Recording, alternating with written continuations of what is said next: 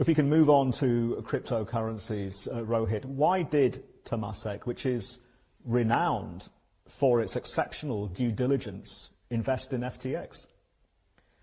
So firstly, you've got to remember that FTX investment in that was a part of our early stage investment strategy, where we invest in new disruptive technologies to see, what's around the corner so that we can bring that to our portfolio companies and benefit within our ecosystem. Secondly, we're looking obviously for returns in these early stage companies, but probably most importantly, we're looking to find the next winners that we can double down on as they break out, and many of them become ultimately a core part of our portfolio.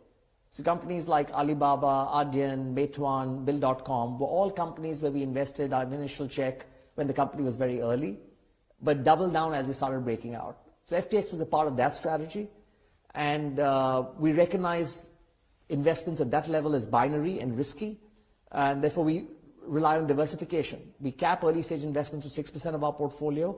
Half of it is in funds, which are by definition diversified. The other half are spread over 200 companies. Now, we did the diligence that we think was appropriate for an early stage investment of that kind. And we invested in it because we saw the company had good technology, was gaining market share, and showed a willingness to engage with regulators and be licensed. So all those were positive signs. Ultimately, as we subsequently found, there was fraudulent representations and other things of that nature, which are obviously very disappointing. But I would say it's very difficult to always uncover that in due diligence. But I would look at it, we've learned from that and tried to improve our processes in certain areas. But overall, I would say we have to factor that as something that we will face when we do early stage investing, that there will be some losses, some write-offs.